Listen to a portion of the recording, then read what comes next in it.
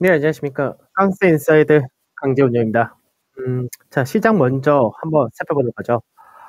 오늘 시장을 보게 되면은 이제 종합주가지수 2,700 포인트를 재회복하는 그런 흐름을 보여준다는데, 결과적으로는 시장에서 21선을 이제 안착하는 과정이다 이렇게 되는데, 실제 지수 상승은 0.7%지만 체감이 상당히 좋은 그런 흐름을 보여준다 되겠죠.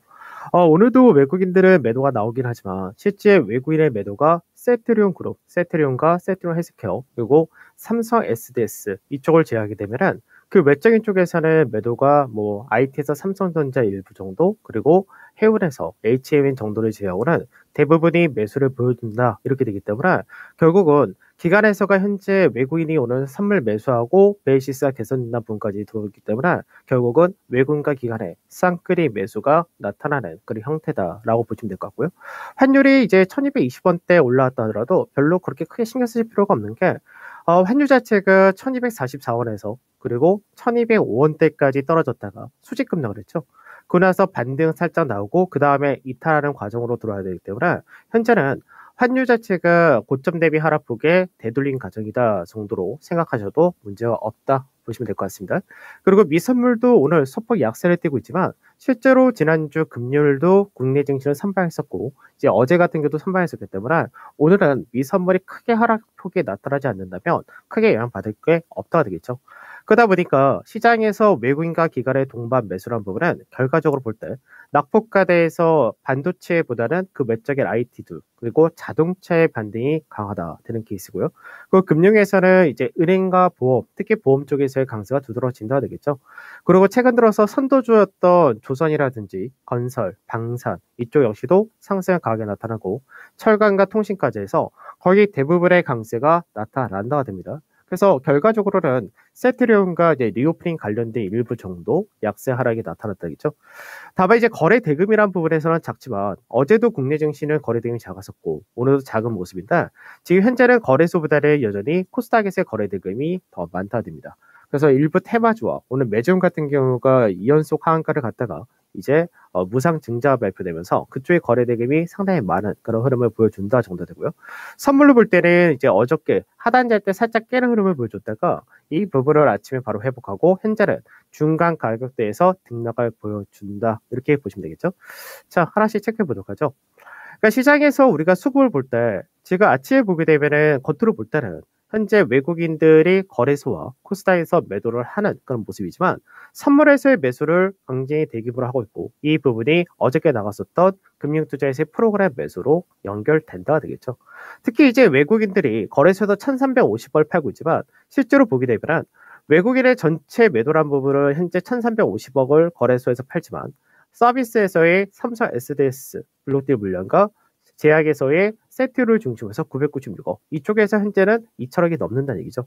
그리고 이제 HMM과 삼성전자에서 소폭 매도이기 때문에, 결과적으로는 현재 기가 외국인들의 경우는 이들 몇 개를 제외하고는 대부분이 매수가 들어온다가 되는 거고, 프로그램 역시 전반적으로 시총 상향의 중심으로 들어오기 때문에 이제 운송 장비에서가 이제 자동차와 방산 여기에 일부 해당이 되는 것과, 보험을 중심으로 한 금융주 그리고 건설과 통신, 철강, 화학 등등등 대부분이 오늘 수급적인 부분에서 상당히 좋은 흐름을 보여준다 되겠죠. 그러면 이제 시장에서 거래대금은 작다라고 말씀드리긴 했지만, 시장에서 이제 어제와 오늘 이틀 동안에 거래대금이 작지만 결국 뭐냐? 앞전에 21선이나 자리 때 무너지고 나서 한 차례 저항을 받았고, 두 번째 안착을 못했고, 세 번째 결국은 안착하는 과정으로 이어진다 되겠죠. 그럼 현재는 중요한 가격대가 지금 2715포인트 정도 하는데, 이 라인대가 결국은 시장에서 무너진 이후에 계속해서 반복이 되는 그런 과정으로서 차나 패턴을 돌파하는 위치대가 가능해져야 됩니다. 그래서 이 라인대를 넘어가게 되면 실제 가장 거래소 같은 경우는 매물대가 두껍다 하는 자리대가 2750포인트 전후가 되는데, 이 라인대를 넘어갈 때 거래 대금의 증가가 나올 수 있느냐, 이게 굉장히 중요하다 정도 체크하시면 되겠죠.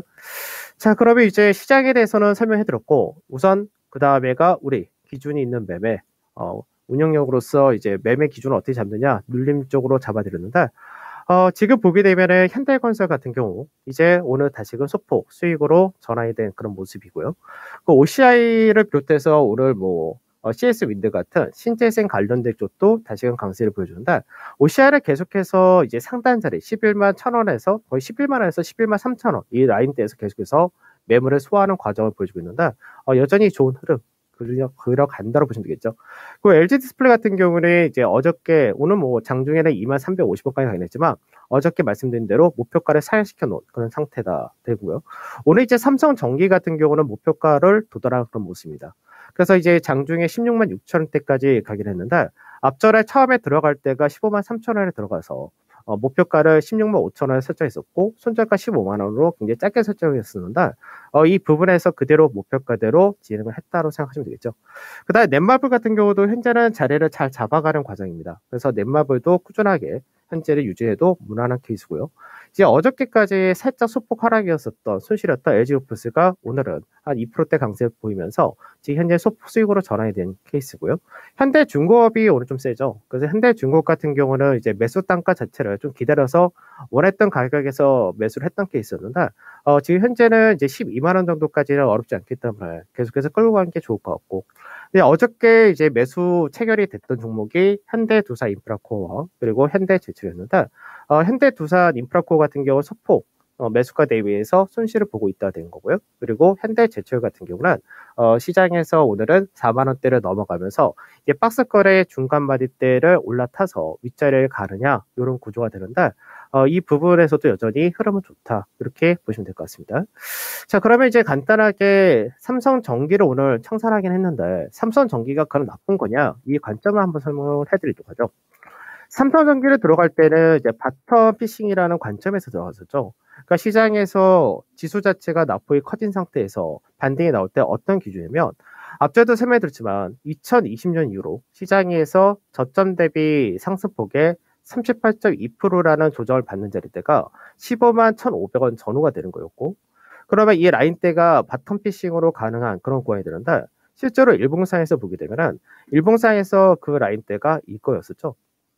그러니까 저점이 앞전에 15만 1,500원 자리대 전후를 만들어준 상태에서 단기적으로 볼 때 작년의 저점과 그리고 올해 저점 이 갈대가 15만 2천에서 2,500원이었는데 이 라인대를 넘어가려는 그림이 나왔을 때 그때가 매수의 접근이었던 거고 실제로 반등한다 했을 때는 단기적으로 볼 때는 이제 고가 대비 하락폭의 38.2% 자리가 된 자리가 16만 7천 자리가 됩니다. 그러면 16만 7천 자리 때 가기 전에 바로 여기서가 또 매물대가 하나 있기 때문에 요 매물대의 중간보다 조금 아랫자리 정도 그 라인대를 목표로 설정했었다 이렇게 된 거였는데 대형주의 특징이 원래 그렇죠. 뭐 강한 이슈가 있을 때는 한 번에 움직이지만 그렇지 않을 때는 조금씩 자리를 만들어가면서 꾸준히 올라가는 그런 모습을 보여준다는데 그러면 이제 삼성전기 같은 경우는 이 라인대 왔으면 당연히 목표 수익 실현을 하는 것이고요. 그럼 그 다음번에 나중에 또다시 눌림 자리가 나올 거로 생각하는데 추가적인 강세를 띌 수도 있겠죠. 당연히 회사 자체는 뭐 워낙에 뛰어난 케이스이기 때문에 그럼 나중에 눌림 자리를 주고 승고르기를 한다면 어느 정도 이 구간대에서 안착하는 과정으로 전개될 가능성이 높다가 됩니다. 그래서 나중에 시간이 지나고 나서 다시 한번 공략을 하거나 다시 한번 추세를 넘어가고 나서 지지를 받아준 자리에서 공략한다면 그 다음 때는 돌파를 기대하고 추가적인 윗자리를 볼 수 있다가 되겠죠. 그래서 단기적인 부분이었기 때문에 이제 목표가 달성한 부분에서 마무리한다 정도 이렇게 보시면 되고요.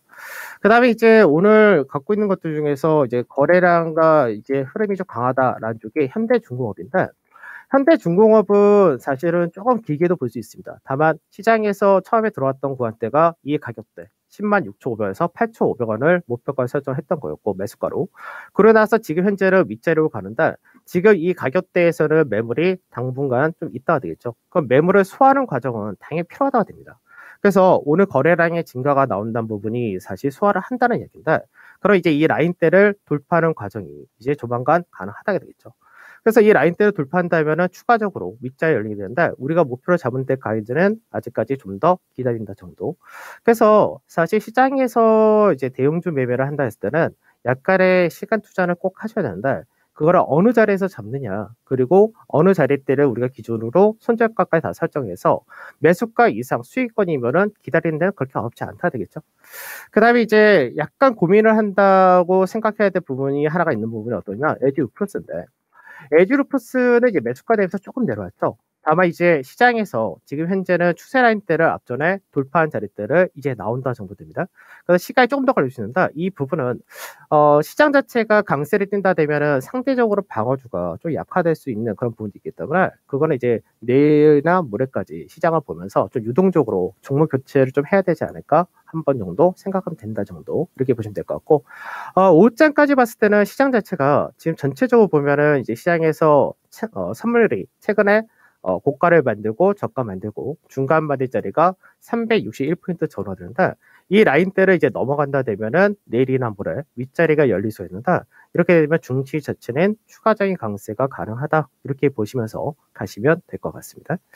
그래서 시장에서 이제 오후장까지 해가지고 오늘 결과적으로 볼 때는 시장은 결국은 21서 안착 과정을 종료를 한 것이고요. 그리고 이제 시장에서 중소형과 코스닥 같은 경우는 하락폭 대비해서 38.2에서 50% 정도까지 나와 있는 상태입니다.